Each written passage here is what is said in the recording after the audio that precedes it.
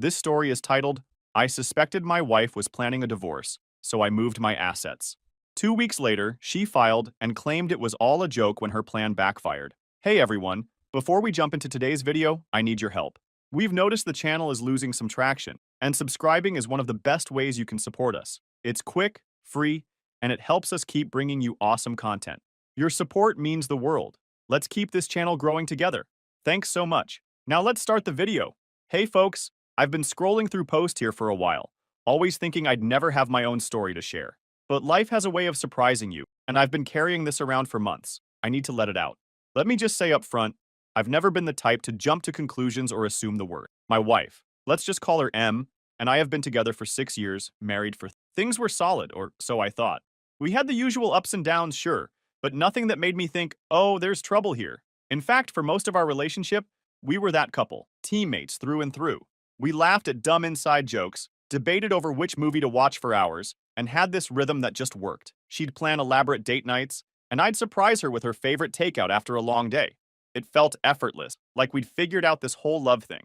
That's why what happened next hit me like a ton of bricks. Then, about 6 months ago, things started to shift. At first, it was little things, stuff you'd probably miss if you weren't paying attention. She started taking her phone everywhere, like, even if she was just going to the kitchen or folding laundry.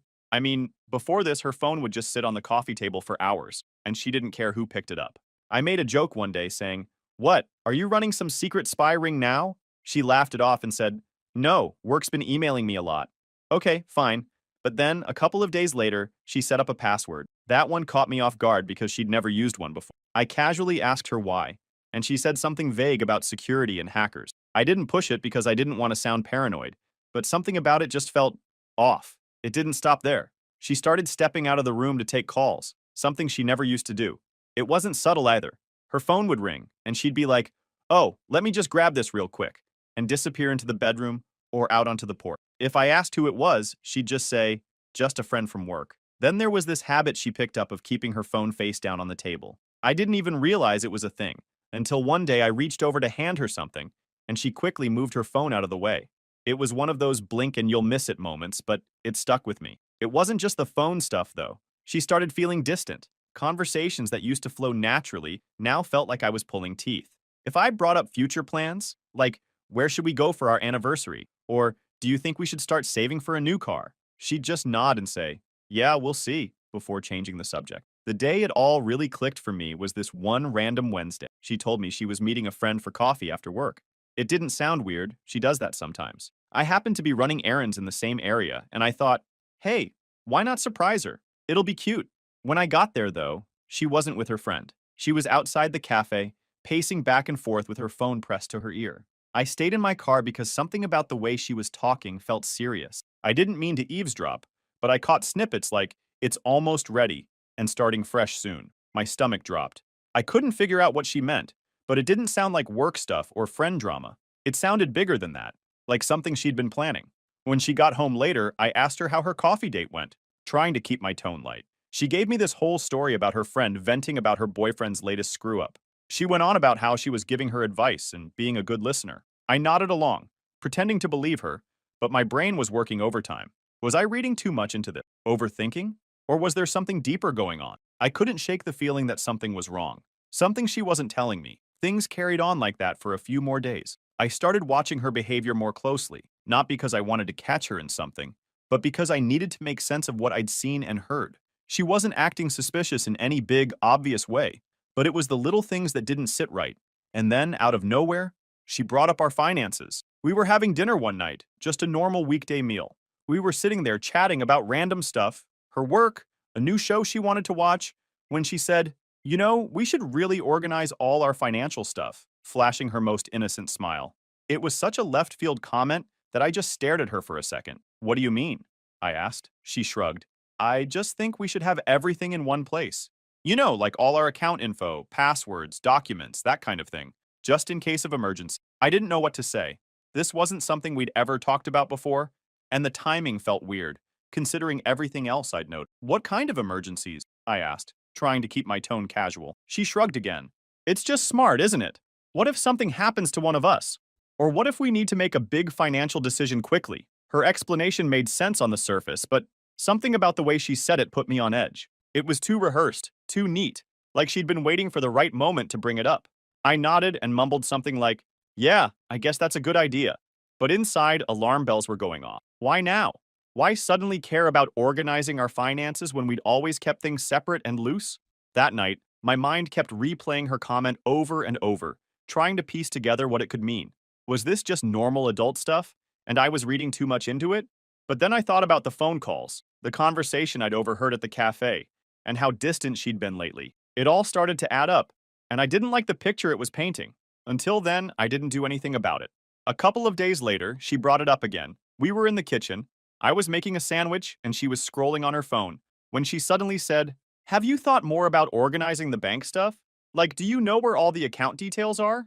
I put down the knife and turned to face her. "Okay, what's going on?" I asked, trying to keep my tone light but firm. "You've been bringing up the finances a lot lately. Is there something we need to talk about?" She finally looked up from her phone, surprised, like she didn't expect me to press her on it. "No, nothing's wrong," she said quickly, giving me a small laugh. "I just think it's important, that's all. You know, for emergency." "Emergencies like what?" She shrugged, her face unreadable. "I don't know, just life stuff.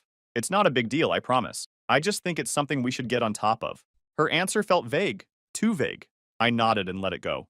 But the way she avoided giving a straight answer only made me more suspicious. It didn't feel like a casual suggestion anymore. It felt like she was hiding something, and I had no idea what it was. So the next day, while she was out at work, I decided to take a closer look at our financial situation. I opened our joint account online and noticed something strange. A few small transfers had been made over the past month. Nothing huge, just little amounts that didn't seem to have a clear purpose. They weren't labeled for bills or groceries or anything like that. I didn't want to jump to conclusions, but it looked like she'd been moving money out of the account for something, but I couldn't figure it out. I thought about confronting her, but something told me to wait. If I was wrong, I'd look like an idiot.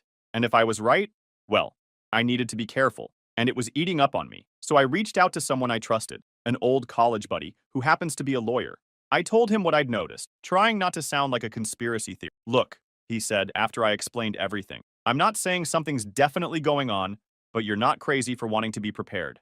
If you're worried about protecting your assets, now's the time to do it. Better safe than sorry." He gave me a rundown of what I could do, simple steps to make sure my finances were secure if something was going on. I'll admit, the idea of taking action like that felt extreme.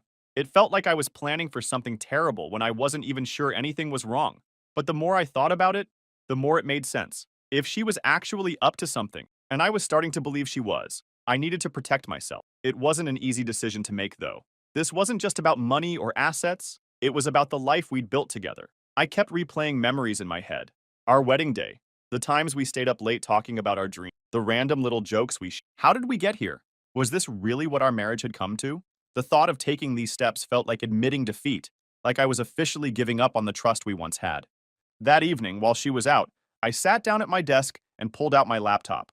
My hands were shaking as I opened the browser and started going through everything: bank accounts, investment accounts, the house deed. Each document I reviewed felt like a betrayal, but the nagging voice in my head kept reminding me that this was about survival, not sabotage. I wasn't trying to hurt her. I just couldn't shake the feeling that if I didn't act now, I'd regret it later. I made a list of everything I could transfer and how to do it without raising suspicion. As I typed, I felt this crushing weight settle on my chest. I'd trusted her completely for years, and now here I was, playing defense against the person I thought would always have my back. Then I called my mom and didn't tell her everything, just enough to explain why I needed her help.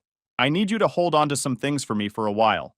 It's nothing bad, just something I need to do to protect myself, just in case." She was quiet for a moment, probably trying to figure out what I wasn't saying. "Are you okay?" Her voice full of concern. "Yeah," I lied. "It's just a precaution, nothing to worry about." She didn't press me, but I could hear the hesitation in her voice when she said, "Of course, sweetheart.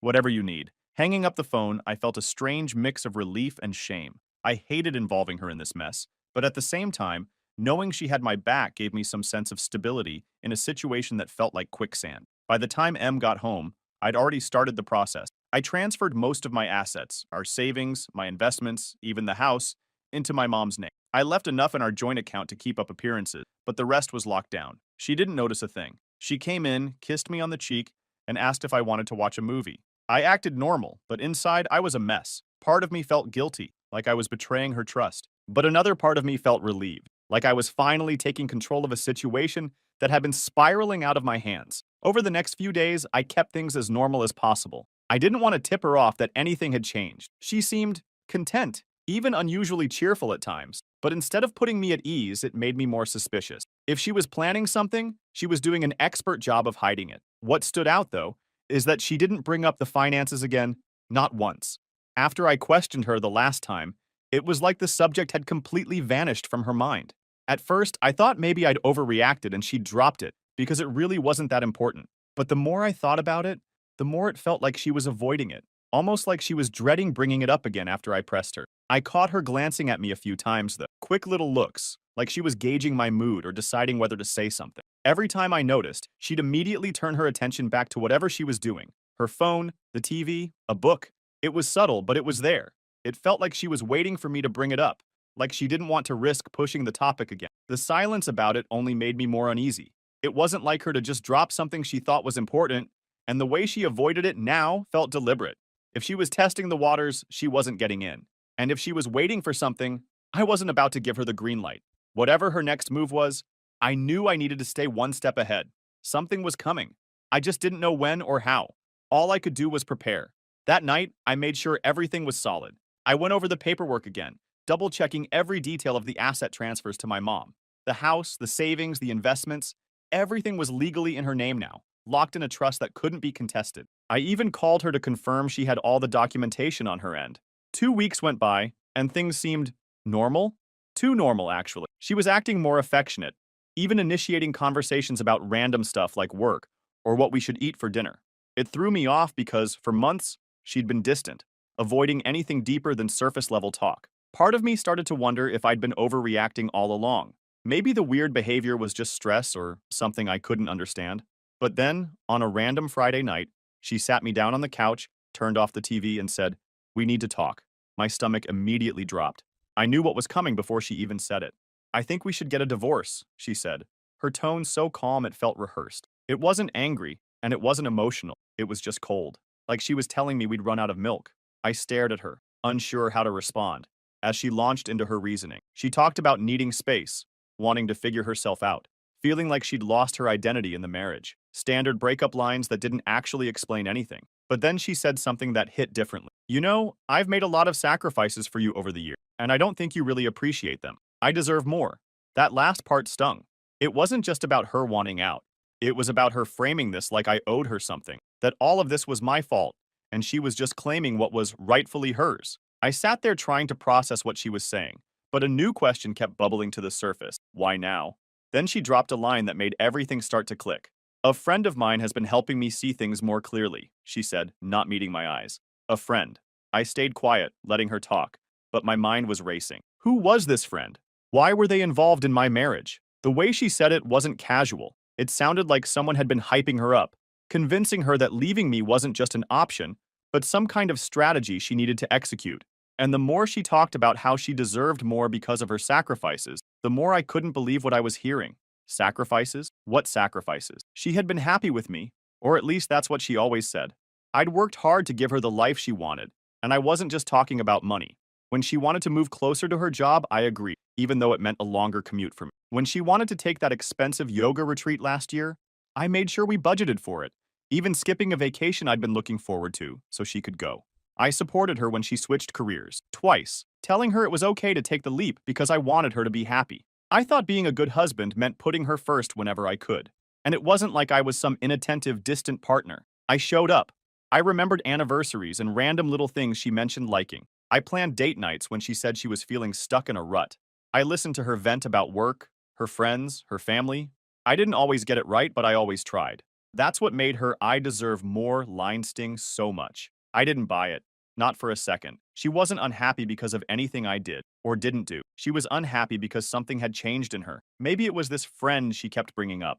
Maybe it was something else. But the person sitting in front of me now wasn't the woman I married, and I wasn't going to let her rewrite the story of our marriage to suit her new narrative. I didn't press her in the moment. Instead, I nodded and said something neutral like, "If that's how you feel, I guess we should figure out the next steps." She looked surprised that I wasn't arguing or begging her to stay, but I didn't care.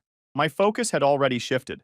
I needed to know who or what was behind this sudden, calculated shift in her behavior. This wasn't just her waking up one day and deciding she wanted out. This was something bigger, and I wasn't going to let it blindside me any more than it already had. After that conversation, she went into her own apartment, and by Monday, I got the divorce papers. And let me tell you, they weren't just about ending the relationship. They were about taking everything. Half the house, my savings, my investments, the car. She wanted all of it, plus some vague clause about spousal support that made no sense given her solid income. It was like she was swinging for the fences, expecting me to roll over and hand her everything I'd worked for. At first, I thought it was just her being vindictive, but the way she'd framed her demands, so detailed and aggressive, made me reassured there was someone coaching her through this. So I started digging. It wasn't like I could just ask her who she'd been talking to, so I had to get creative.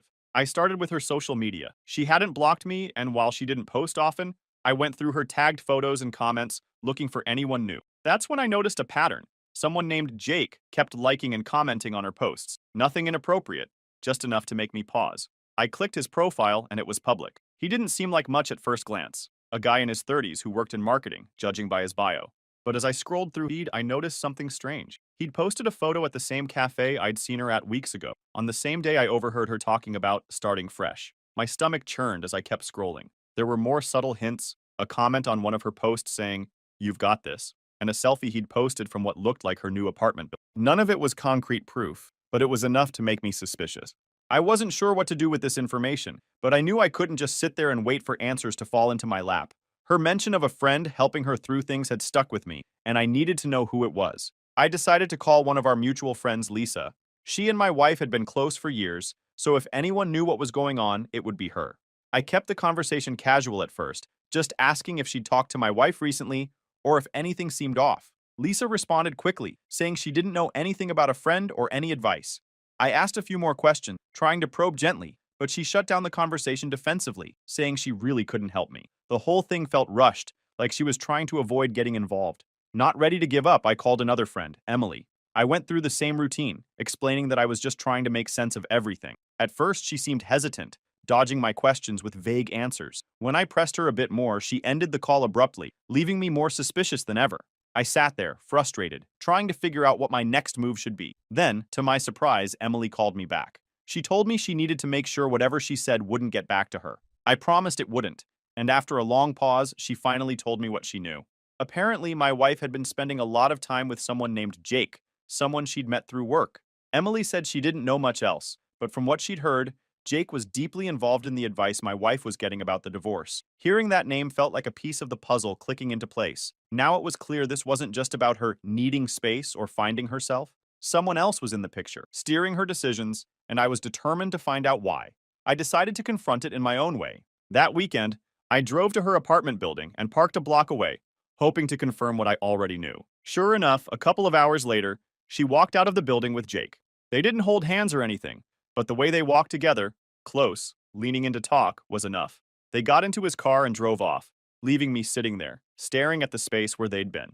I didn't follow them. I didn't need to. At that moment, it was clear. She hadn't just fallen out of love with me. She'd been planning her exit with someone else, and now it all made sense. The sudden distance, the financial questions, the aggressive demands in the divorce papers. She wasn't just leaving me. She was leaving me with nothing, and she had someone backing her every step of the way.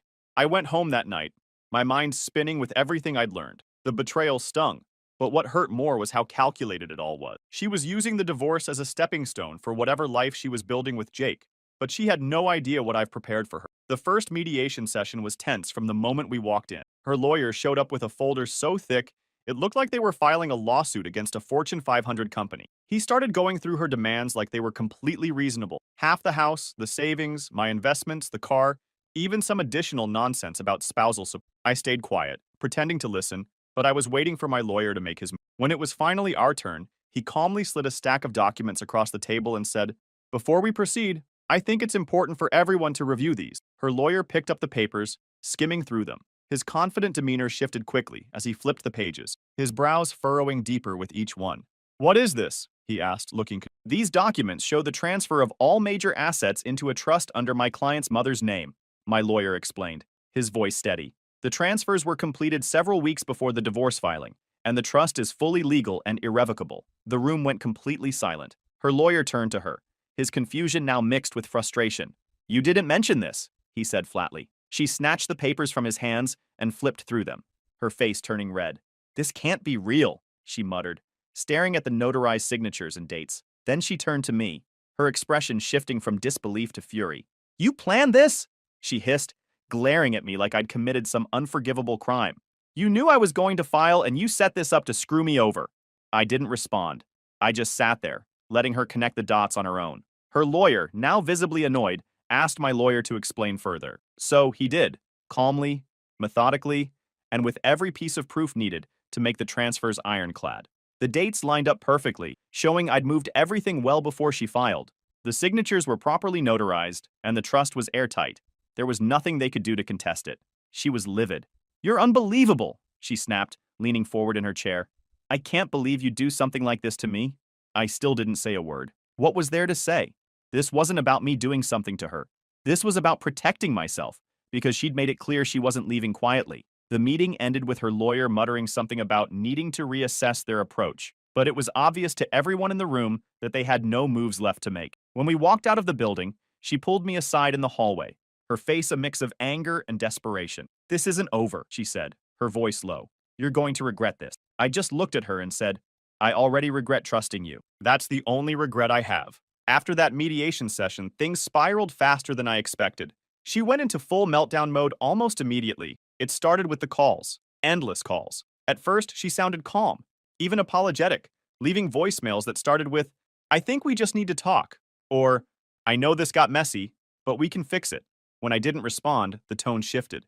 By the second day, her messages were bouncing between sobbing and screaming. One voicemail would be her crying about how she made a mistake and didn't want to lose everything we built together. The next would be an angry tirade, accusing me of being stingy and vindictive, blaming me for everything going wrong in her life. I ignored it all. My lawyer had advised me not to engage, and honestly, I didn't want to. I was done playing her games. But she wasn't. When the calls and texts didn't work, she started spinning stories. I started hearing from mutual friends that she'd been telling people the divorce wasn't real, that it had all been some elaborate prank. A prank. I mean, who would even believe that? It didn't take long for the cracks in her story to show. Friends started asking questions like, "If it was a prank, why did you file actual legal paperwork?" Or, "Why hire a lawyer and make such specific demands if it wasn't serious?" When people didn't immediately buy into the prank excuse, she doubled down. She claimed it wasn't just a joke but a way to test the strength of our relationship. She started painting herself as the victim, saying she was hurt and betrayed by my reaction, that I'd taken things too far and destroyed the trust in our marriage. At first, some people seemed to buy into her stories. I'd get these weird texts or comments from acquaintances, saying things like, "Wow, I didn't realize things were so rough for her." Even her brother lashed out saying, "You should have just talked it out instead of being so drastic." And it was frustrating, but I knew the truth would come out eventually. And it did, thanks to one of our mutual friends. Let's call him Matt. Matt and I weren't super close, but we'd always been friendly. A couple of weeks after the mediation, he messaged me out of the blue, saying he had something I needed to see. When we met up, he pulled out his phone and showed me a string of texts between her and Jake. I was confused at first. "How did you even get these?" I asked, scrolling through the messages. Matt explained that he had a mutual friend with Jake, someone who had been privy to their conversations. Apparently, this mutual friend had started feeling uneasy about how things were playing out, especially when Jake began bragging about how he was helping her secure her future. It didn't take long for that mutual friend to connect the dots and realize what securing her future actually meant, trying to bleed me dry. Feeling guilty about staying silent, the friend took screenshots of the texts and shared them with Matt, knowing he had a better relationship with me and might be able to warn me. "This guy's been playing both sides," Matt said, shaking his head. "He's been hyping her up to take you for everything, while making her believe he'd be there for her afterward." Matt handed me the texts and said, "I thought you should know. You don't deserve this, man." The texts were brutal. She wasn't just venting to Jake about the divorce. She was actively planning her next moves with him, and he was coaching her through it. One of the messages from her said, "Once the settlement's done, we'll have everything we need. I just need him to agree to the terms." Jake's reply, "Don't back down. Make him feel guilty if you have to. He owes you. We'll start fresh once you've got the money." I sat there staring at Matt's phone, trying to process what I was reading. This wasn't a misunderstanding or some emotional reaction to a failing marriage. This was cold, calculated manipulation. I thanked Matt, and he left, but my mind was spinning. Everything made sense now.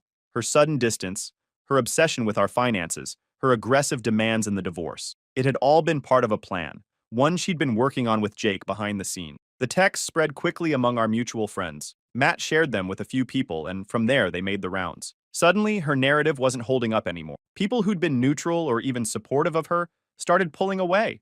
And the shift was almost instant. The people who had been defending her or staying on the fence now saw her for who she really was. Even her closest allies started distancing themselves. By the time the divorce was finalized, she had nothing but her personal belongings. Her lawyer quietly dropped her case after realizing there wasn't a legal leg to stand on. All those bold demands had crumbled under the weight of the paperwork I'd prepared, and the trust I'd set up with my mom was untouchable. As for Jake, he seemed to vanish the moment things started unraveling. I wouldn't be surprised if he'd been using her just as much as she'd been using me. From what I could piece together, he'd been feeding her delusions of independence and a fresh start. But the second it became clear she wasn't walking away with anything, he was gone. Without Jake in her corner, her confidence took a nosedive. The calls and texts kept coming, but now they were more desperate. She wasn't accusing me anymore. She was begging. "Can we just talk? Please. I'll do anything to fix this," one voicemail said. Another, "You don't have to forgive me, but can't we just settle this and move on? I'll drop everything if you just talk to me." I didn't respond. I couldn't. The damage was done, and there was no coming back from it. Even her family started to pull away. Her brother reached out to me at one point, apologizing for some of the things he'd said earlier when he believed her side of the story. "I didn't know what she was doing to you," he admitted. "I'm sorry I ever took her word for it. As for me, I got the house, my savings, and something I hadn't felt in a long time: peace of mind. My mom, as always, was my rock. She came over with buckets of paint and a list of ideas to help me reclaim the space as my own. Now, life feels like it's finally mine again. No more second-guessing every little interaction, no more feeling betrayed. Just peace. She's a chapter in my past, one I don't reread anymore. And as far as I'm concerned, the rest of the story is entirely mine to write."